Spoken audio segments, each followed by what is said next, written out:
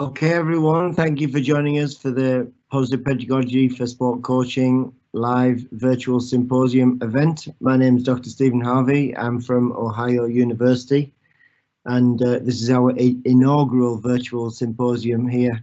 The event is being hosted, as you can tell, by our sponsor and ourselves, because we're all faculty here at Ohio University, and we run programs in sport coaching education here in Athens, in Ohio, in the United States. And in this introduction session, I just wanted to go over a couple of things such as the speaker schedule for today, a couple of housekeeping things, and then we will transition over to our moderator, Laura, giving an introduction to me, and then I'll give a little bit of background about positive pedagogy, and then we'll move into all the presentations. So this is the schedule you were all able to access online. So just to run through it, so I'm going to kick off here for about the first 15 to 20 minutes. Laura's going to jump in a minute and give a bit of more background to myself and also Richard in absenteeism. Unfortunately, he's not going to be with us today. And then Laura's going to present after that, and then we move on to Clayton, Phil, etc. And then because it's a few hours long, we realize people are going to jump in and jump out, but then we're going to host a little question and answer session at the end. So we're going to ask some of the presenters to come back, and if all of them are back, then great. If not, the ones who were there will engage in hopefully some meaty Q&A at the end, but there will be time for questions in each of the speaker sessions. They'll be asked to speak for about 15 minutes, and then there'll be 5 minutes for questions and a couple of minutes for bathroom breaks and transition. So that's the schedule. A couple of housekeeping issues. So we just had a couple of sponsors messages. Those were from Ohio University and our Masters in Coaching Education program, particularly the soccer coaching education one. And if there is time in between, we might shoot out a couple of more sponsors messages. The Q&A, if you go to the top right hand corner of your live event, you should be able to see a question bubble. If you press on that Q&A, then you will be able to pop in questions to the presenters and things like that. Also, if there are some technical issues, we may decide as presenters to pop something in there just to let you know, make an announcement to you that something's going on at our end. But otherwise, everything should be good. So as the presenters are presenting, what you'll be able to do is pop questions in there as they come to your mind. What we will do is we'll collate a few of those questions for the end of the presentation. And then the ones that might go unanswered, so to speak, are ones that the presenters will hang out for a little bit after their presentation and just deal with by typing you an answer. Like I say, we are kind of just rolling from one presentation to the other. So hopefully you'll have time to take a little bit of bathroom break or get up and stretch your legs and move around as we move along. So that's that, but we might have a little bit of time to give a break to everyone. So we'll see how things go. At the end of the event, there will be a recording that will be accessible to you, and you will get some communication about how you can access that recording. And I also have been told to believe that there'll be a feedback form that you can complete about the event. So that is stuff about housekeeping. So I'm going to transition over to Laura, who I'm going to do some navel gazing because Laura's going to talk a little bit about me and then introduce my background, and then I'm going to jump back and talk a little bit about positive pedagogy. Hi, so I'm here to kind of give a background for Dr. Harvey. He is a professor at Ohio University's Recreation and Sport Pedagogy Department, and he's co-authored the Applied Positive Pedagogy in Sport Coaching with Dr. Richard Light.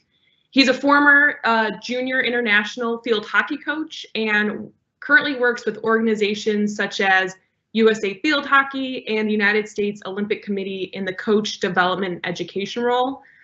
Recently, Dr. Harvey has successfully completed international coach educator / development qualification, and he was previously a coach educator with England Hockey, the national governing body of field hockey in England. And I have the pleasure of having Dr. Harvey as a professor when I got my master's at Ohio University. So we're looking forward to this, and back to you. Yeah, thanks, Laura. Laura will be monitoring the Q&A as they come in for this first session, and then she's actually going to be doing double duty because she's going to jump on and do a presentation herself right after this one. So we look obviously forward to that one. So in terms of positive pedagogy, I just wanted to talk a little bit about the genesis of positive pedagogy. I do have a positive pedagogy podcast, and I did have Richard on the podcast, and he was generous enough to give a little bit of background to the genesis of positive pedagogy. I'll put my hand up and say I wasn't involved in it right away, but obviously doing some similar work to Richard along the way, we've been able to collaborate on a few things. So on this slide, Richard and I met at the 2003, showing my age, Teaching Games for Understanding conference, and we kept in touch, and Richard actually came to Leeds Beckett back in the UK when I worked there as a professor in coaching pedagogy, and we worked there for a couple of years together, and that spawned this book called Contemporary Developments in Games Teaching. So the commonality that Richard and I had was that we both had an interest in games for understanding, or game-based approaches to teaching and coaching, and we'd done some work on that since the 2003 conference and while we were at Leeds Met, and the book was a little bit of a culmination of some of the work that we've been doing. Richard had put forward some work positing 4 features of game-based approaches, which we'll talk about in relation to positive pedagogy as we move forward here. And then he had some questions from his students saying, oh, I really like game-based approaches. It's a shame we can't use game-based approaches in individual sports. So that got Richard thinking, and Richard was looking at the pedagogical features of game-based approaches and said, well, why can't we apply those in individual sports? So then he wrote the Positive Pedagogy concept and the Positive Pedagogy for Sport Coaching book in 2017. I went to keynote a session with him at the University of Canterbury in 2018, and then Richard came to Ohio in 2018 and 19 when Laura was there, and actually took and talked about the concept of positive pedagogy at Ohio University for our coaching symposium that we have for our master's students here. What that did was, at the time, Richard was wanting to work on a second edition. So some of the people like Laura, who will present next, wrote chapters for this Positive Pedagogy for Sport Coaching book alongside us. I started a Positive Pedagogy for Sport Coaching podcast, and we then released the following year another book called Applied Positive Pedagogy in Sport Coaching. The idea of the most recent volumes was to get these sort of like pedagogical cases of practitioners and coaches who use positive pedagogy out in the field to act as best practice representations for coaches who are out there in the field, who can kind of take this concept on and the framework and ideas supporting positive pedagogy and look to embed them into their ongoing practice. Another important thing was what we wanted to try and do was the genesis of athlete-centered coaching and game-based coaching has really been in the UK and Australasia. So what we were trying to do was we were trying to look and see whether we could apply some of the learning from game-based approaches and positive pedagogy in different contexts, particularly American sports, American team sports, like Laura with volleyball, etc. So just Laura's given me the dreaded 2 minutes, but we're not really going to do a lot of questions at the end of this session, so I'm going to take a couple more. So positive pedagogy is a framework of ideas, concepts, and pedagogical features. We're trying to recognize the intelligence of the coach and not give you a prescription or necessarily a model of coaching, but give you a framework of things you can work with and develop independently yourself as a coach.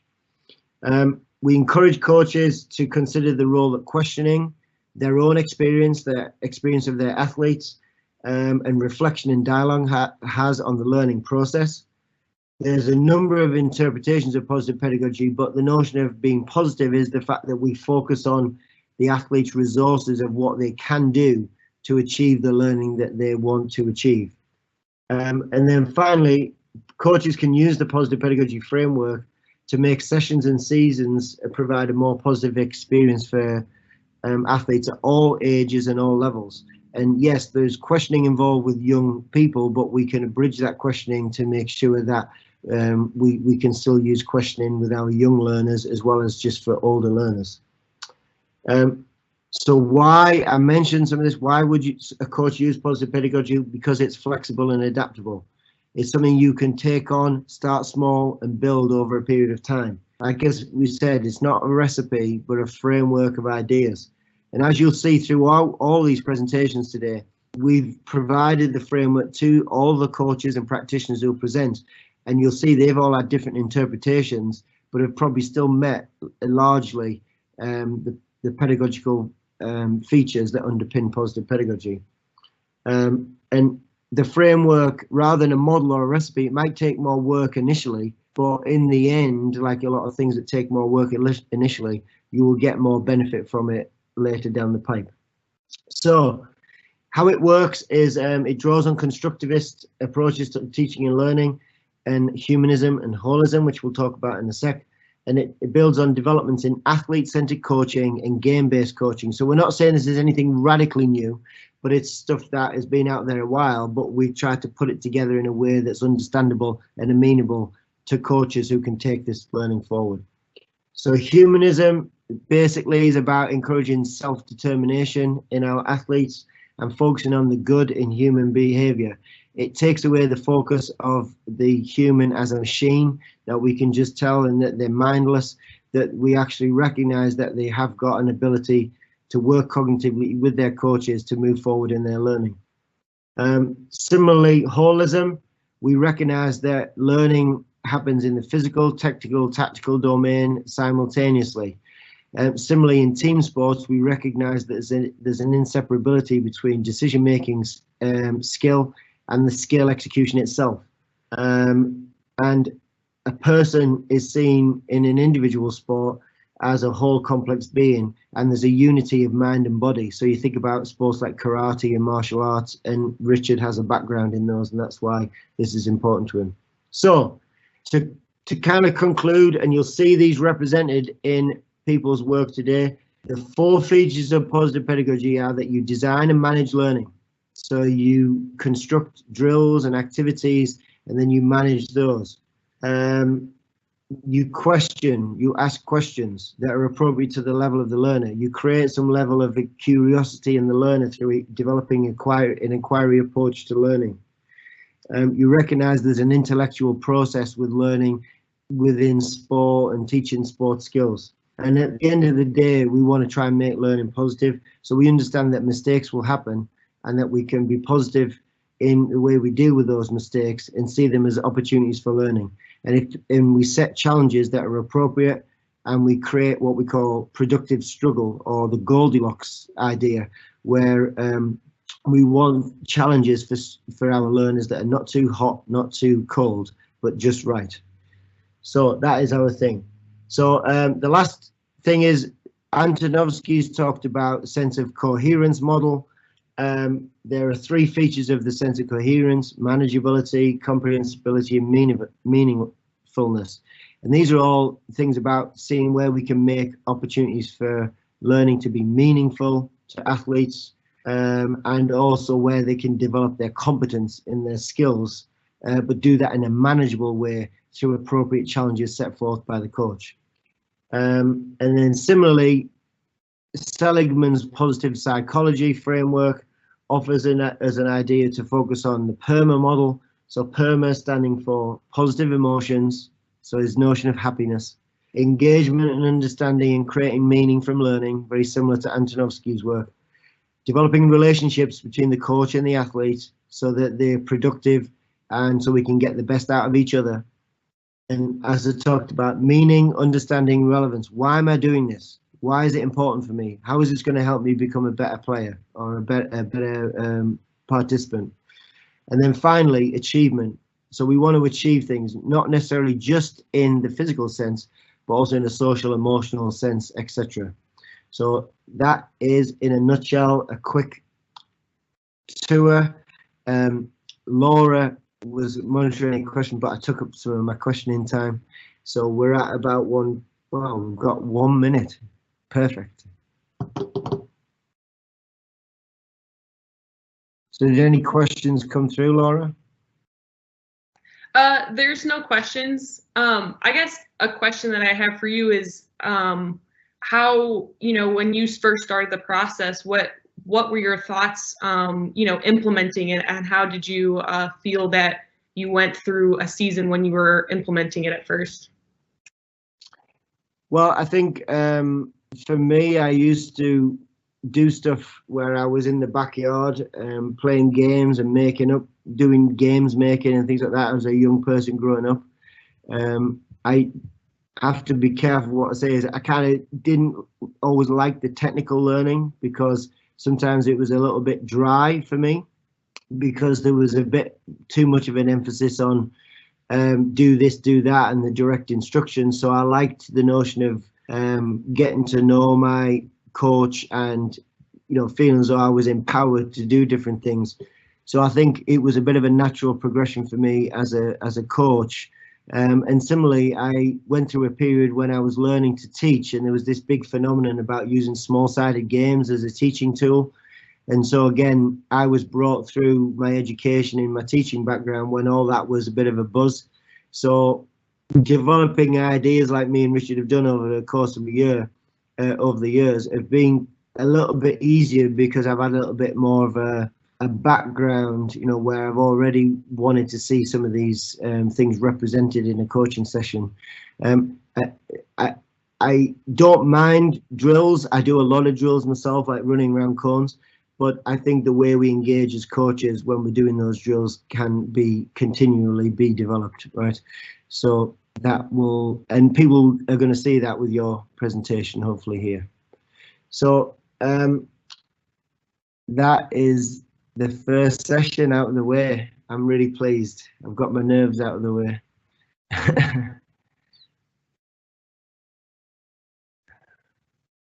So Laura, where are we? So it looks like we do have one extra question if you feel that there's time for that. If not, we can move on to the next thing. So yeah, let's do the quick question and then we'll move on. This is from Denny. When you started coaching, was this your initial approach, or did you have kind of that light bulb moment when you first were using it? Yeah, I think we all go through that initial phase where we coach how we are told on the coaching awards and we try and do whatever. But I think it was a bit like some of the literature says. I coached in one way sometimes when I was trying to get a coaching award, but when I was really coaching on my own, I was very much trying to make things like problems and fun and that kind of thing. But I also think there was a light bulb moment when I went to Loughborough. In my teaching, I worked with Len Armand, and Len was teaching track, and he tried to make everything problem-based within a track context. And I think that opened my eyes to see how you could use some of the similar teaching and learning and pedagogical strategies in an individual sport setting as well as a team sport setting. So thank you, Denny, for the question. So we'll I'm gonna flick over here and let Letitia take over because she's going to moderate the next session. Thank you, Laura, for doing that on the first one. She's taking a deep breath, ready for her next session. So Letitia, do you want to jump in and introduce Laura for the next session?